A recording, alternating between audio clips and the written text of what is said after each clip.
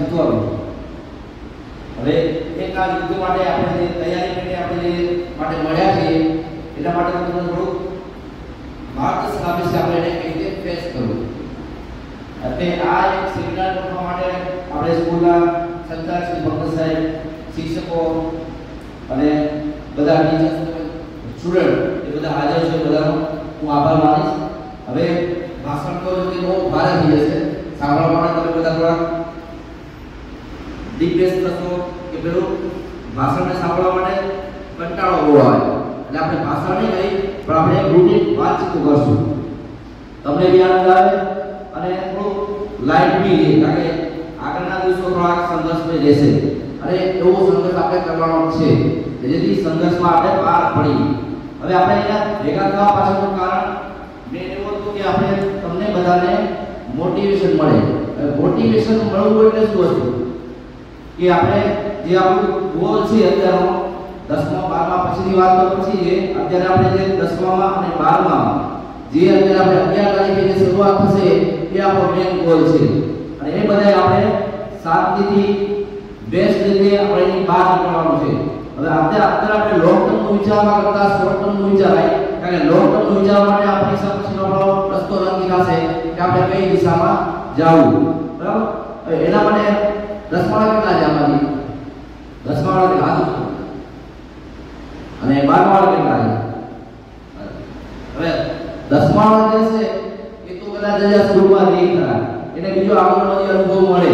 પણ જે 12મા વાળા છે એના માટે આ ટીચર્સો જે આ સ્કૂલ છે એનું સંકુલ કદાચ થોડા દિવસમાં આપણે ફેરવેલ બધું રોકવી, પણ એ સંકુલ એના માટેના આપણે આખરી છેલ્લા સંસ્મરણો કહેવાય કે જે આપણે કાયમી ભાગવા પડે. અમારા તરફથી એવો પ્રયાસ રહેશે કે તમારા માટેના આ સંસ્મરણો કાયમી ધોરણે જીવનમાં એક સારી એવી સ્ટેજ પર પૂરું પાડે. અને સાહેબનો હંમેશા પ્રયાસ, ટીચરનો પણ એવો પ્રયાસ રહેશે અને એ લોકો એ દિશામાં આગળ વધે છે કે બાળક ગમે તેવું પડે તો ફ્યુચર બ્રાઇટ હોવું જોઈએ. કારણ કે ભગવાને આપણને બધાને અલગ બનાવ્યા છે. બધાને 100% માટે બનાવ્યા નથી, કે બધાને ડોક્ટર થવા માટે બનાવ્યા નથી, બધાને એન્જિનિયર થવા માટે બનાવ્યા નથી. કારણ કે કોઈને મિકેનિકલ વર્ક કરવું પડે, કોઈને સર્વિસ કરવી પડે અને કોઈને દુકાન ચલાવવી પડે. પણ એ બધી પરિસ્થિતિમાં દુકાન ચલાવવાનો પણ બેસ્ટ ડોક્ટર કરતા સારું કરી શકે અને કેમ આપણે આગળ કરી શકીએ એ બધું આપણે આપણી લાઈફમાં શીખવાનું છે અને એ બધું કરવાનું છે. પણ એ બધું કરવા પાછળ આપણો અત્યારનો ગોલ ના ડિસ્ટર્બ થાય, આપણો ભવિષ્ય પછી વિચારવાનું. આપણે અત્યારે આપણો ગોલ આ 11 તારીખથી આપણી જે પરીક્ષામાં ત્યાં સુધીનો રાખવાનો. કારણ કે આના પછી તો મેં કીધું આપણે આગળ કોઈ રસ્તા ઘણા બધા ખોલાય. હવે આના માટે આપણે કરવાનું કેવું થાય કે આપણે અત્યારે તમે બધા વાંચતા હશો, કોઈ 50% લાવવું છે, કોઈ 80% લાવવું છે, કોઈ 90% લાવવું છે, કોઈ 99.99 લાવવું છે. પણ એ બધાની વેલ્યુ સેમ છે. અત્યારે તમે 0 ગણીને ચાલો, કારણ કે કોઈ 100% કોઈ છે નહીં, કોઈને 100% આવતા નથી. બાયોલોજી, ફિઝિક્સ એ બધા અલગ વસ્તુ છે, પણ જે જીવનમાં કોઈને 100 માંથી 100 માર્ક્સ આવતા નથી. કહેતા કે હરિશ્ચંદ્ર હોય ને એની પરીક્ષા આવે અને હરિશ્ચંદ્ર એને 100 એના વિરુદ્ધ કરવા હોય. રાજા રામ હોય તો રામે 100% ના એમાં કોઈ મંથરા જેવા હોય, એમાં એનો વિરોધ કરવા હોય, એની વનવાસ આવે. તો આપણે આપણા જીવનમાં ડગલે ને પગલે જે સંઘર્ષો આવે, જે વનવાસો આવે, જે કઠિનાઈઓ આવે, એમાં કઈ રીતે પાર પડવું. આજે આપણે આ પરીક્ષા આવે છે એમાં કઈ રીતે તૈયારી કરવી, એમાં વાંચવાનું તો છે પણ ભેગું આપણું માનસિક સંતુલન રહેવું જોઈએ. આપણે જે વસ્તુ છે ફિઝિકલ ફિટનેસ લેવી જોઈએ, એ બધું જાણવું પડે. તમે આખું વર્ષ મહેનત કરો અને છેલ્લે તમે આગલા દિવસે તાવ આવી જાય તો એ તમારા આખા વર્ષની મહેનતનું પાણી રોકી જાય. તો વસ્તુ પહેલા શરીરને સાચવવું, પેલી આપણી જવાબદારી છે કે શરીરને સાચવવાનું. એના માટે અત્યારે આપણે જાજી તો મિનિમમ 4 થી 5 કલાક ઊંઘ કરવાની. બીજું કે આપણા બધા થોટ છે બધા પોઝિટિવ રાખવાના. પહેલા તો આપણે પોઝિટિવ બનાવવાનું. કારણ કે અત્યારે તમે ઘરના બધા અપડાઉન કરવાના હશે, ઘણા મોસ્ટ ઓફ બધા એવા છે કે જે અપડાઉન કરતા હશે, બાકી થોડા એવા છે કે આપણે હોસ્ટેલમાં રહેતા હશે. પણ એ હવે થોડા દિવસમાં ઘરે જશે તો કેવું છે કે આપણા અત્યારે જે વાતાવરણ માનસિક આપણે ફિટનેસ કરતા હોય, જ્યાં 10મા 12મા એટલે આપણે સ્કૂલમાં આવીએ એટલે આપણું મગજ રીતે હોય, પણ ઘરે જઈને અમુક ઘરના ઇસ્યુમાં એડ થઈ કે જેથી આપણો ફોકસ ડાયવર્ટ થાય. અને એ વસ્તુ બધી અત્યારે બાયપાસ કરી નાખવાની અને અત્યારે એક જ ફોકસ રાખવાનો કે આપણે 12મામાં બેસ્ટ રિઝલ્ટ કે 10મામાં આપણે બેસ્ટ રિઝલ્ટ લાવવાનું છે. અને બેસ્ટ રિઝલ્ટ એવું નથી કે 100% લાવવાનું. આજે તમે 60% લાવો છો તો 60% આપણે 61 કેમ થાય, 62 કેમ થાય, 63 કેમ થાય, એ આપણે એની પર આગળ વિચાર કરવાનો, એ દિશામાં આપણે વાંચવાનું છે. લઈ આવો એના માટે એક જ રસ્તો છે, વાંચન વાંચન અને વાંચન, બીજો કોઈ રસ્તો નથી. એટલે ઘરમાં કોઈ મેરેજ હોય, ઘરમાં કોઈ નાનો મોટો પ્રસંગ હોય, ઘરમાં કોઈ વાણી કે મોસમાથી કોઈ રીતે હું ભાગ ભરું, કોઈ છોકરીને મમ્મીનું કામ કરવું મમ્મીને તકલીફ ઓછી થાય, પણ એ 10-12 દિવસ માટે 15-20 દિવસ માટે બધું ભૂલી જવાનું. અત્યારે એક જ વસ્તુનું ધ્યાન રાખવાનું કે મારે 10માં હું છું એના કરતાં મારે બેસ્ટ કરવાનું છે. જો આપણા હાથમાં અત્યારે એક વસ્તુ છે, મહેનત. કારણ કે મહેનત તમે દિલથી કરશો, સતત કરશો, રિવિઝન કરશો, વારંવાર રિવિઝન કરશો તો એનું રિઝલ્ટ તમને 100% મળશે. પણ એક વસ્તુ છે કે રિઝલ્ટ આવું ન આવવું એ આપણા હાથમાં નથી. આપણા હાથમાં એક વસ્તુ છે, મહેનત. જો મહેનત બરાબર વ્યવસ્થિત દિલથી કરશો અને સતત કરશો, જ્યાં શરીરનું ધ્યાન રાખશો, મગજ શાંત રાખશો, કોઈ બીજી કોઈ ઉતાવળ નહીં આપણે આપણે મને આવડતું નથી તો આપણે નાસીપાસ થવાની જરૂર નથી. કારણ કે આ કોઈ એવું મોટી એક્ઝામ નથી કે આપણે ભણવાને પડી ગયા પછી એક્ઝામ નથી. એક્ઝામ જિંદગીમાં ડગલે પગલે છે. એટલે કોઈ 10મા બાર વધશું તો તમારો બેસ્ટ રિઝલ્ટ મળશે એની ગેરંટી છે. એટલે આપણે ખબર દરવાજામાં લખેલું છે સફળતાની ગેરંટી, પણ સફળતાની ગેરંટી અમે કોઈ આપણને સફળતાની ગેરંટી પણ અમે કોઈ નથી. સફળતાની ગેરંટી તમારી પાસે જ છે. તમે ધારશો તો થશે. જ્યાં સુધી તમે એમ નહીં માનો, હાર નહીં માનો, ત્યાં સુધી તમને કોઈ હરાવી નહીં શકે. તો સફળતાની ગેરંટી તમારે રાખવાની છે. અને આપણે એ શીર્ષકને સાચું કરવા માટે લખેલું છે. કોઈ દરવાજા ખાલી આવવા જવા વાંચવા નથી કે આપણા જીવનમાં એક મૂળ મંત્ર તરીકે લાવવાનું છે. સફળતાની ગેરંટી આપણે આપણા જીવનમાં સફળ થવું છે એની ગેરંટી આપણે જાતે લેવાની છે. અને જાતે જ આપણા શરીરમાં આપણે પોતાના માનસિકતા નેગેટિવ હોય તો નેગેટિવને સુધારીને આપણે પરિવર્તન જરૂરી છે, પરિવર્તન સ્વીકારો એવું બી બીજું લખેલું છે. આપણે વાંચવી કે લેવા જેવી ખબર નથી, પણ બીજું આપણે કહ્યું પરિવર્તન જરૂરી છે, પરિવર્તન સ્વીકારો. કારણ કે આપણી એક માનસિકતા આપણે એક કહેવાય કે ભાઈ માનસિકતા આપણે ફ્લેક્સિબલ રાખવી પડે હંમેશા.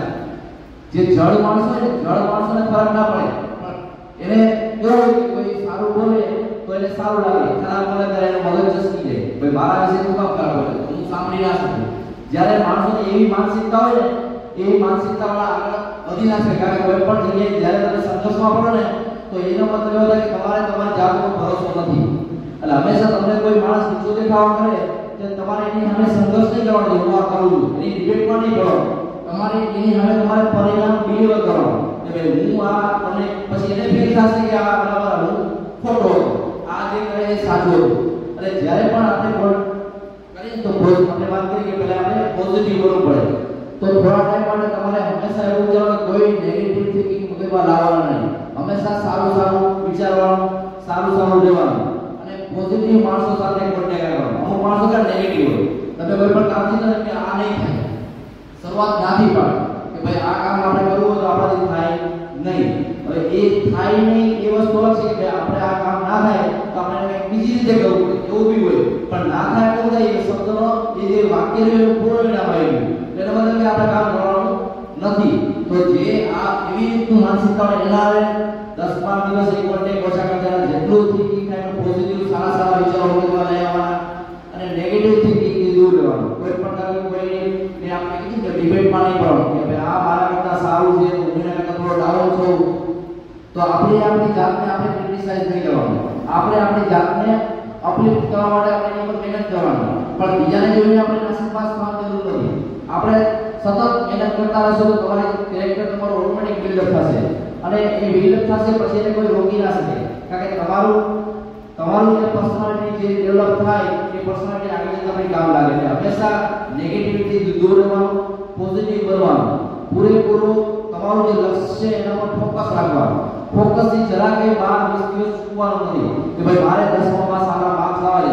રોજ આવીને રોજ ઉઠીને દિવસમાં 10 વાર વચ્ચે જ્યારે પણ બ્રેક લ્યો ત્યારે કોઈ પણ વાંચતા ચાલુ કરતા પહેલા મારે બેસ્ટ કરવું છે, મારે સારું વાંચવું છે, એવી રીતે કરીને ચાલુ કરવાનું. મારે સારું પરિણામ લાવવું છે. આપણે કીધું કે મહેનત આપણા હાથમાં છે, રિઝલ્ટ તો ચેક થશે ત્યારે ખબર પડશે. આપણે મહેનત કરો એટલે રિઝલ્ટ મળવાનું છે. એટલે ફોકસથી ક્યારે ડેવિડ થવાનું. આપણે એક જ વસ્તુને ફોકસ આપવાનું છે, પરિણામ સારું લાવવું છે. મારે થાય કે 100% મારા આપવા છે તો હું મારી 100% મહેનત કરીશ. મગજમાં એ લાગે કે આપણે 100% મહેનત કરવાની છે અને ફોકસ રાખશો, નેગેટિવિટી દૂર રહેશો, પોઝિટિવ રહેશો અને સતત હાર્ડવર્ક કરતા રહેશો, એનું સતત રિવિઝન કરતા રહેશો તો રિઝલ્ટથી તમને કોઈ વંચિત રાખી શકશે નહીં અને બેસ્ટ રિઝલ્ટ મળશે એની તમને સફળતાની ગેરંટી આવા આવી મળશે. પણ કઈ રીતે તમારી મહેનત એમાં પૂરી રહેશે ત્યારે તમારા વગર કોઈ સ્કૂલનું નામ નથી, કોઈ પેરેન્ટ્સનું નામ નથી. તમે મહેનત કરશો સારું રિઝલ્ટ લાવશો તમારે કોઈ ખાલી માન થાય નથી. શરૂઆત તમારાથી થશે, પછી મમ્મી પપ્પાએ બજારમાં ઉછળવાતો કરી નાખશે, એના માટે પ્રાઉડ ફીલ થાય.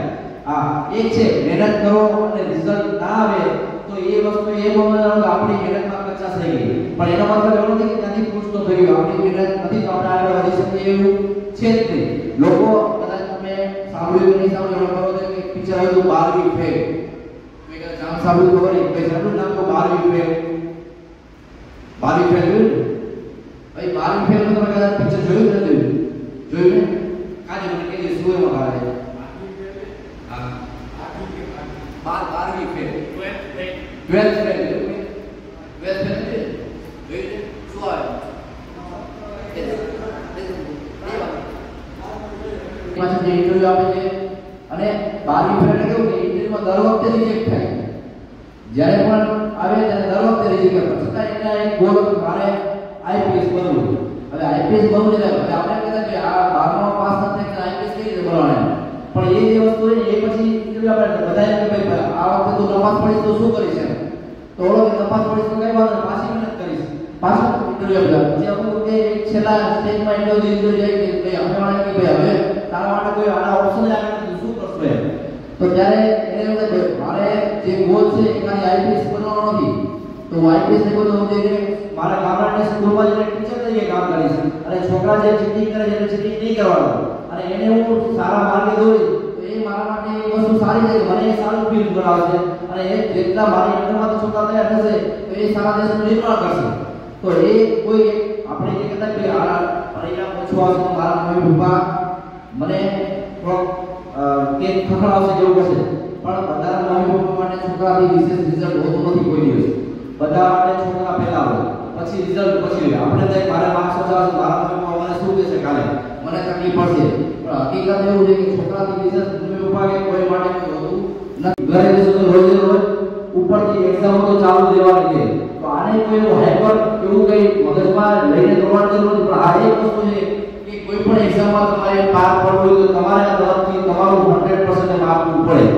જ્યાં સુધી તમારું 100% નહીં આપો ત્યાં સુધી તમને ધાર્યું પરિણામ નહીં મળે. અને તમે જે પણ એક્ઝામમાં પ્રશ્ન પૂછાય એને બે ત્રણ વાંચી લો. આપણે બધું સાહેબે ડિસ્કસ કર્યું છે કે આટલું કરવાનું હોય એક્ઝામ આવે તો પહેલા થરાવી જોઈ લો, બરાબર વ્યવસ્થિત વાંચી લો, રેડી કરી લો, તમને આવડે પ્રશ્ન પહેલા તો એ બધા આગળ ડિસ્કસ થઈ ગયો છે. પણ એ બધા પેપર આપ્યા પછી વાંચવાનું, પેપર આપવા જવા માટે આપણે સારું રિઝલ્ટ લાવવા માટે આપણા તરફથી કોઈ મહેનતમાં કચાશ રહેવી ના જોઈએ, કારણ કે એ આપણા હાથમાં છે. પછી આપણે લખ્યું જોઈએ તો તપાસ માટે માર્ક્સ દેવા પડશે, કારણ કે તમે ખોટું લખવાનું નથી તો કોઈ કાપવાના નથી. કાપે કોણ કે જે ખોટા મારી નામ કપાય, પણ આપણે જેટલું આવડે એટલું સારી વખતે સાચું લખીને સ્વચ્છ લખવાનું, રીડિંગ કર્યા કરો, વ્યવસ્થિત કરો. તમને કોઈ એમાં બીજી વસ્તુ કેવું છે અમુક વસ્તુ માણસો ઉતાવળ કે આ બધા ટીચર્સ ને બધા એને એવું કે આપણે પરિણામ લાવવું છે, આપણે એવું કે આપણે પરિણામ લાવવું છે, તો પરિણામ લાવવા માટે આપણે એટલા બધા એક્સાઇટેડ થઈ જતા હોય, એક્સાઇટેડ કરતા ડિપ્રેસ થતા હોય કે મને આ નહીં આવડે તો મારું રિઝલ્ટ શું આવશે, મારા માર્ક્સ આટલા આવશે, મારા પેરેન્ટ્સ શું કહેશે. આપણે મગજ એવું અત્યારે વિચારતા હોય કે હું આટલા માર્ક્સ લાવું મારે ઘરે જઈને પપ્પા એવું કહેવાય.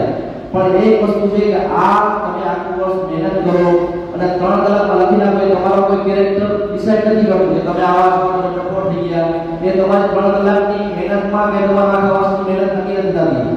પણ મહેનત નક્કી ક્યારે થશે કે તમે આ વસ્તુ તમે અત્યારે જે રીડિંગ કરો છો, તમે ટાઈમ કરો છો, એનો મતલબ તમે જેટલો સમય વાંચન કરો છો એનો મતલબ કે તમે કોઈ પણ ક્ષેત્રમાં જશો એ ક્ષેત્રમાં તમે આટલા કલાક કામ કરવાની તમારી તૈયારીઓ છે. યા પરિણામ તો પછીની વસ્તુ છે, પણ તમે એના માટે અત્યારે તમારી તૈયારીઓ ચાલુ થઈ કે હું આ કામ કરીશ તો આટલા ખંતથી કામ કરીશ, આટલા દિનથી કામ કરીશ તો આવું રિઝલ્ટ મને મળશે. તો એ રિઝલ્ટ મેળવવા માટે ખાલી આપણે માર્ક્સ ઇમ્પોર્ટન્ટ નથી, બાકી છે પરીક્ષામાં પાસ થવું. બાકી અત્યારે 80% વાળા એન્જિનિયર ભણે એને જીવનમાં મળતું નથી, સારી નોકરીઓ તો મળતી કારણ કે નોકરીના સ્કોપ ઓછા છે. તો તમારે એવું કરવું પડે કે નોકરી પ્લસ બીજું તમારી આવડત એ મનમાં રહેવી જોઈએ કે કોઈ પણ ક્ષેત્રમાં જાઓ તો કદાચ તમને માર્ક્સ ઓછા મળે તો તમે તમારા નથી, કારણ કે બધા 100% વાળા ના હોય, આપણે 60% વાળા, 70% વાળા, 80% વાળા બધા અલગ અલગ હોય અને એક ભગવાને બધા માણસને અલગ બનાવેલા હોય. એટલે કોઈ દિવસ કોઈ કંપની આને આવડે છે મને નથી આવડતું હું એનાથી નીચે છું કે હું એનાથી ઉપર છું એવી કોઈ વસ્તુ નથી. કારણ કે કેરેક્ટર બધાય ભગવાન દાખલા રાહુલ છે તો રાહુલ કેરેક્ટર રાહુલ જ હોય. એ ભલે 50% લઈ આવે કે 70% લઈ આવે કે 90% લઈ આવે. એ રીતે બીજા જે ભાઈ હોય કે ભાવેશભાઈ છે તો ભાવેશભાઈ તો ઓછો માર્ક્સ લઈ આવે તો ભાવેશભાઈ કાલે ભવિષ્યમાં ભાવેશભાઈ છે. એ જે વસ્તુ છે એ ભગવાને એને એના નામથી જેને એનું કામ કરવા માટે મોકલેલા છે. પણ એ કામ આપણે કેવી રીતે બેસ્ટ કરવું એ આપણે કરવાનું છે. અને એ બેસ્ટ કરવા માટે આ એની પ્રિપરેશન આ આપણી તૈયારી છે. કોઈ પણ ક્ષેત્રમાં આગળ છોકરી આગળ જાય અને આગળ જઈને મેરેજ થાય તો કોઈ જોબ કરે ભવિષ્યમાં સારી પોસ્ટમાં લાગે તો એને અત્યારે જે કરે અત્યારે ઘરકામમાં ઘરનું બી હોય છોકરો બી પરિવારના બી ઇસ્યુ રહેતા હોય અને આપણે મહેનત બી કરવાની હોય તો એ દિશામાં તમે જો અત્યારે 8 થી 10 કલાક વાંચતા હોય તો 8 થી 10 કલાક તમે વાંચો તો તમે આટલું રિઝલ્ટ લઈ આવો તો ભવિષ્યમાં ધીરે ધીરે તમને નોકરી મળશે. એમાં તમે બેસ્ટ કરવાનો ટ્રાય કરશો તો એમાં તમને પ્રમોશન મળવાના ચાન્સ વધારે તમારી સેલરી વધારે કદાચ ના વધારવી હોય તો તમે છાતી તો કે મને આટલે આપશો તો તું રહીશ તો હું અહીંયા રહેવાનો નથી. ત્યારે કહી શકો તમારી મહેનત સાચી હોય તમે જે સાચી દિશામાં કામ કરેલું હોય તો તમને સામેવાળો વધારે આપે. હવે અત્યારે એને જનરલને આપણે પરીક્ષા તો ગણીએ તો તમે અત્યારે તમે આમ નીચું વાંચતા હોય અને મગજ બીજે પડતું હોય તો એ તમારા 100% પાડવાય નહીં. પછી એટલે તમારે બધા જ બાયસ બંધ કરી ખાલી ચોપડીમાં વાંચવાનું નહીં. એક કવિએ ખૂબ સરસ કીધું કે ભાઈ